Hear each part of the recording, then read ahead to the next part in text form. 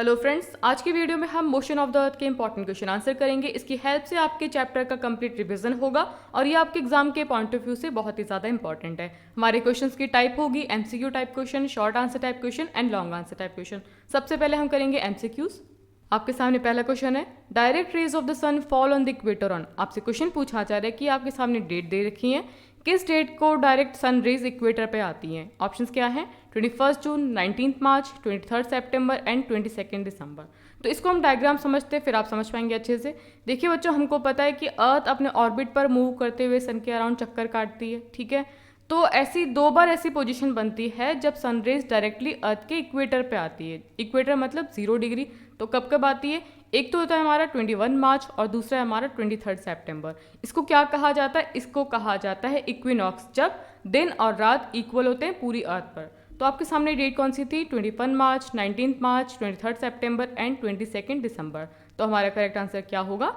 23 सितंबर। Second question है, motion of the earth around the sun is known as. आपसे question पूछा जा रहा है कि अर्थ का सन के अराउंड चक्कर काटना, जैसे कि ये क्या है, बीच में सन है और अर्थ सन का चक्कर काट रही है, तो इस मोशन को क्या कहा जाता है? ऑप्शंस क्या है? Rotation, revolution, both A and B, या फिर नन ऑफ दीज। तो देखिए, हमने अभी डिस्कस किया है कि रिवॉल्यूशन में क्या होता है कि अर्थ सन के अराउंड मूव करती है। आपके सामने अगला क्वेश्चन है, in Australia Christmas is celebrated in the season. आपसे पूछा जा रहा है कि ऑस्ट्रेलिया में क्रिसमस किस सीजन में मनाया जाता है? स्प्रिंग, ऑटम, विंटर या फिर समर। तो हम सभी को पता है कि क्रिसमस 25 दिसंबर को मनाया जाता है। अब आपसे क्वेश्चन पूछा जा रहा है कि ऑस्ट्रेलिया में कब मनाया जाता है। तो देखिए, हमको पता है कि अर्थ को दो पार्ट में डिवाइड करने वाले इक्वेटर 0 डिग्री के जो नीचे वाला पार्ट है वो क्या कहलाता है? Southern hemisphere. तो हमको पता है कि दिसंबर के महीने में जो साउदर्न हेमिस्फीयर होता है वहाँ पर सनरेज ज़्यादा रिसीव होती है, वहाँ पर हीट ज़्यादा रिसीव होती है।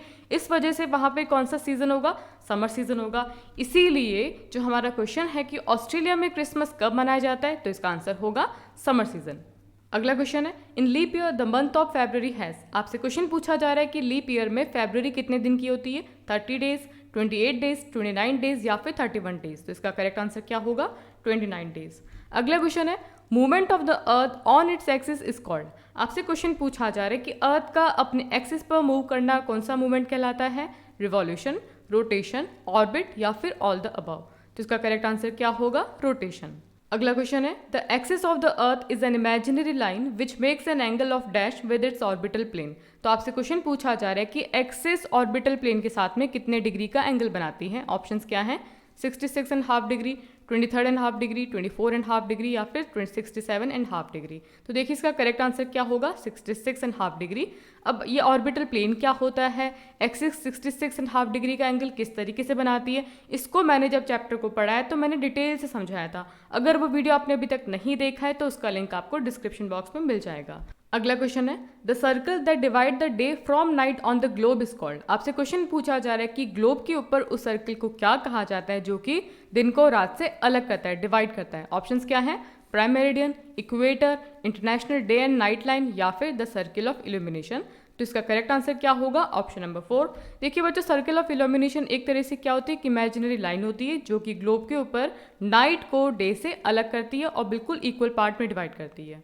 अगला क्वेश्चन है, which of the following ancient Indian astronomer had stated that the earth is round and rotate on its own axis. आपसे पूछा जा रहा है उस इंडियन एंशिएंट एस्ट्रोनॉमर का नाम जिसने कहा था कि अर्थ एक तो क्या है, गोल है और अपने एक्सिस पर रोटेट कर रही है। आपके सामने ऑप्शंस हैं, आर्यभट्ट, रामानुजम, माधवाचार्य या फिर कालिदास। तो इसका आंसर क्या होगा? Option number 1, Aryabhata. आर्यभट्ट ने कहा था कि अर्थ गोल है और अपने एक्सिस पर मूव करती है।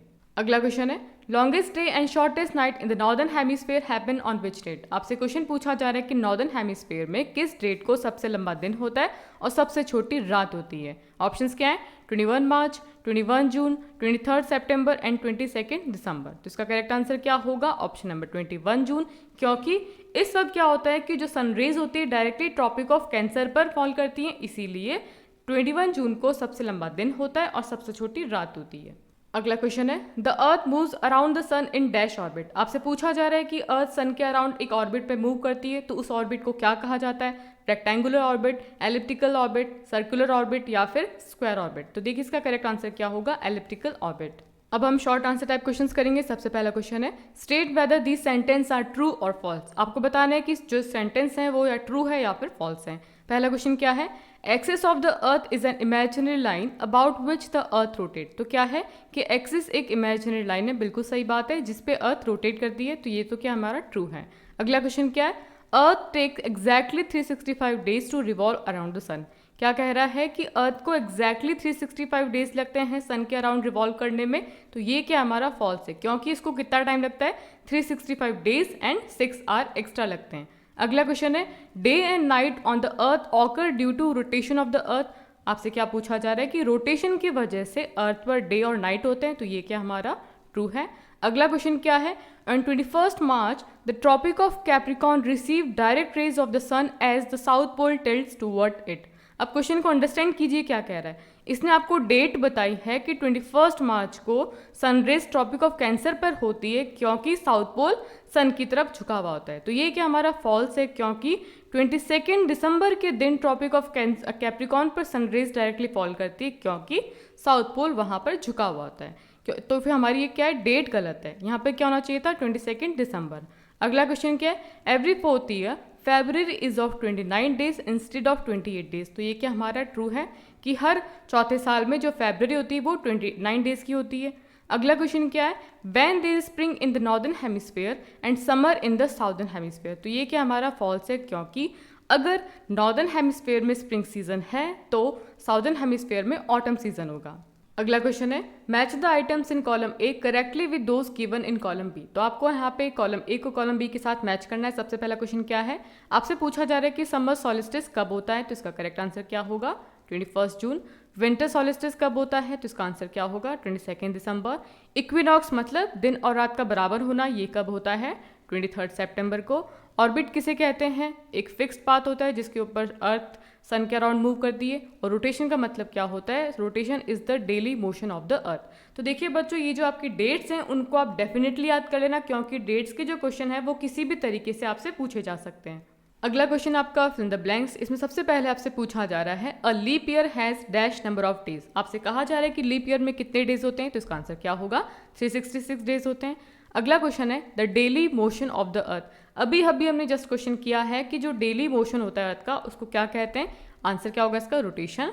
अगला क्वेश्चन है, the sun's rays fall vertically on the tropic of dash on 21 June. आपसे कहा जा रहा है कि 21 जून पे जो सनरेज होती है वर्टिकली किस टॉपिक पर गिरती है, तो इसका आंसर क्या होगा, ट्रॉपिक ऑफ कैंसर। अगला क्वेश्चन है, days are shorter during dash season.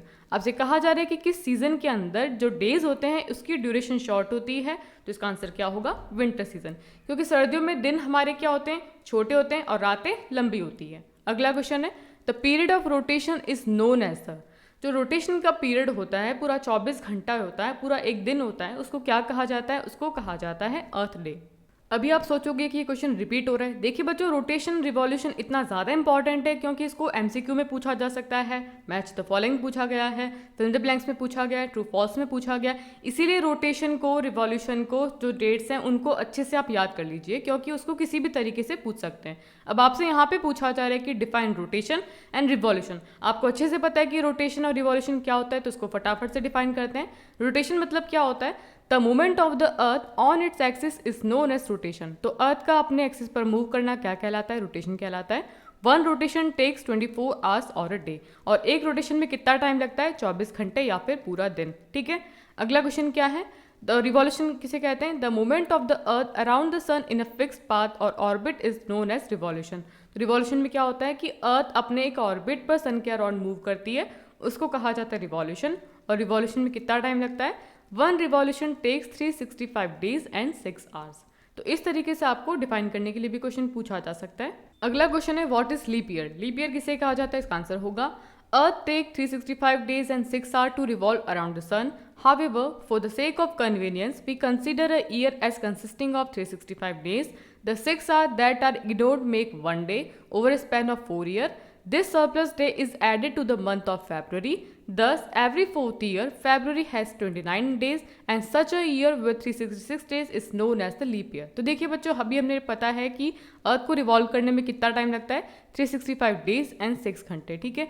तो देखिए कैलकुलेशन में दिक्कत ना हो इसीलिए हम मानते हैं कि हमारा जो पूरा एक साल होता है वो 365 डेज का है, लेकिन जो 6 घंटे एक्स्ट्रा है वो क्या होता है कि हर चौथे साल में उसको ऐड कर करके, जैसे कि एक साल में 6 घंटे, फिर एक साल में 6 घंटे, फिर एक साल में 6 घंटे और फिर एक साल में 6 घंटे। तो ये जो चौथा साल होता है, जब हमारे पूरे 24 घंटे होते हैं, पूरा एक दिन होता है, उसको क्या करते हैं, एक दिन उसमें ऐड कर देते हैं। वो जो दिन होता है उसमें क्या करते हैं हम, फरवरी के महीने में जो पहले फरवरी 28 दिन की होती है उसको 29 डेज़ की करते हैं। जब पूरा साल 366 डेज़ का होता है तो उसको हम क्या कहते हैं, उसको कहते हैं हम लीप ईयर। अगला क्वेश्चन है व्हाट इज एन इक्विनॉक्स। आपसे पूछा जा रहा है कि इक्विनॉक्स क्या होता है, तो इसका आंसर होगा equinox is the position of the earth when the rays of the sun fall directly on the equator. At this position neither of the poles is tilted toward the sun, as a result the entire earth as equal days and equal night. तो देखिए बच्चों, equinox की position में क्या होता है कि जो इक्वेटर होता है उस पर डायरेक्टली सन रेज आती है, हमने इसको अच्छे से डिस्कस किया था। तो इसकी वजह से क्या होता है कि इस पोजीशन में कोई भी पोल, ना तो साउथ पोल ना ही नॉर्थ पोल, कोई भी सन की तरफ झुका हुआ नहीं होता है और पूरा जो अर्थ होता है वहाँ पर क्या होता है, इक्वल डे और इक्वल नाइट्स होती है। उस पोजीशन को कहा जाता है इक्विनॉक्स, जो कब कब बनती है, 21 मार्च को और 23 सितंबर को, ठीक है।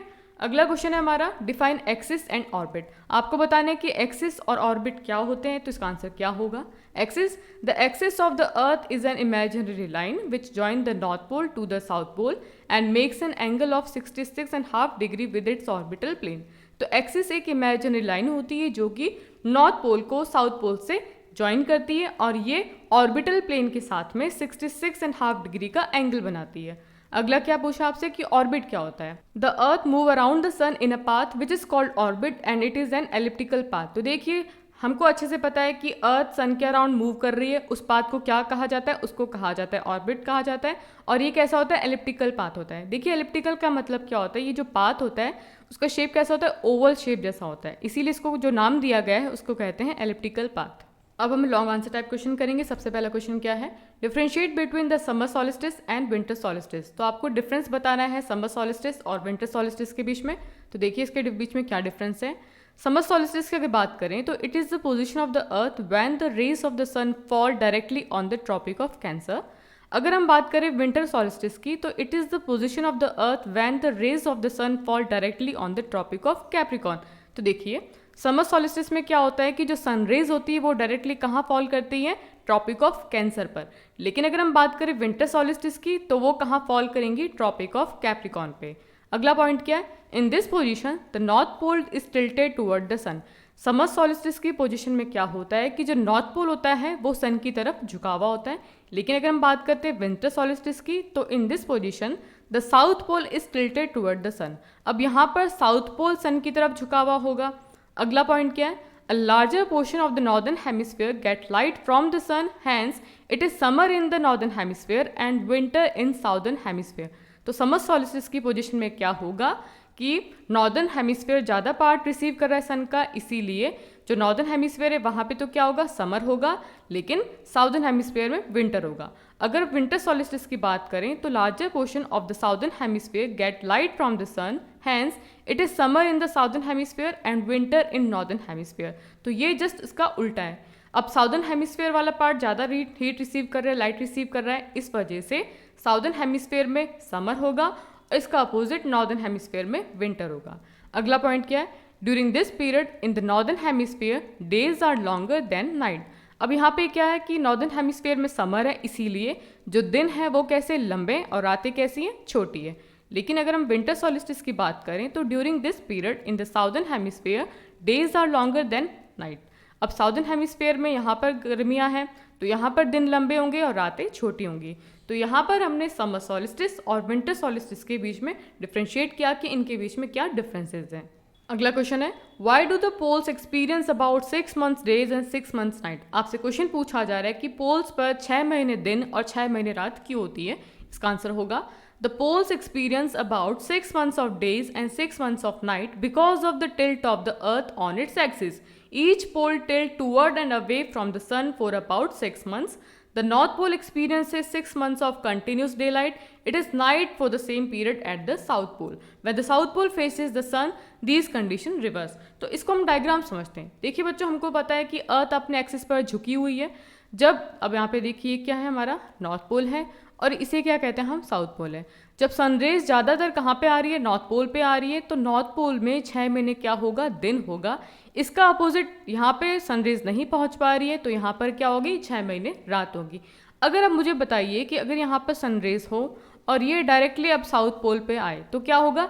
अब यहाँ पर क्या होगा, 6 महीने दिन होगा और इसका अपोजिट, क्योंकि यहाँ पर सनरेज नहीं पहुँच पाएंगी, इसीलिए जब यहाँ पर 6 महीने का दिन होगा तो नॉर्थ पोल पे 6 महीने की रात होगी। इसीलिए जो पोल्स होते हैं वहाँ पर 6 महीने के दिन होते हैं और 6 महीने की रात होती है। अगला क्वेश्चन है, what would happen if the earth did not rotate. आपसे पूछा जा रहा है कि अर्थ की रोटेशन की मूवमेंट अगर बंद हो जाती है तो फिर क्या होगा। इसका आंसर है, if the earth did not rotate then the earth would have extreme temperature condition and life would have not been possible. देखिए, अगर रोटेशन की मूवमेंट बंद हो जाती है तो अर्थ पर एक्सट्रीम कंडीशंस हो जाएंगी और ऐसी कंडीशन में लाइफ पॉसिबल नहीं हो पाएगी। The portion before the sun would have remain the same and continuously experienced rain. तो देखिए, जो पोर्शन अर्थ का, जो पोर्शन सन के सामने, वहाँ पर कंटिन्यूस दिन होगा। On the other hand the portion of the earth away from the sunlight would have experience night continuously. और जो सन के अपोजिट वाले पार्ट में जो अर्थ का पार्ट होगा वहाँ पर सनरेज नहीं पहुँच पाएंगी, इसीलिए वहाँ पर कंटिन्यूसली क्या रहेगी, अंधेरा रहेगा, नाइट रहेगी। The portion with continuous day would have very high temperature end portion with continuous night would have very low temperature. तो जिस पोर्शन में ज़्यादा लाइट हो रही है वहाँ पर एक्सट्रीम लेवल की गर्मी होगी और जहाँ पर लाइट नहीं पहुँच पा रही वहाँ पर एक्सट्रीम लेवल की ठंड होगी। तो ज़्यादा गर्मी और ज़्यादा ठंड की वजह से जो एक्सट्रीम कंडीशन बनेंगी उसकी वजह से लाइफ पॉसिबल नहीं हो पाएगी। सो बच्चों, आज की वीडियो में हमने मोशन ऑफ द अर्थ के इंपॉर्टेंट क्वेश्चन आंसर किए। आई होप ये क्वेश्चन आपके लिए बहुत ही ज़्यादा इंपॉर्टेंट होंगे। वीडियो अच्छा लगा तो वीडियो को लाइक करें, दोस्तों के साथ शेयर करें, चैनल पर नए हैं तो चैनल को सब्सक्राइब करना है। Thanks for watching.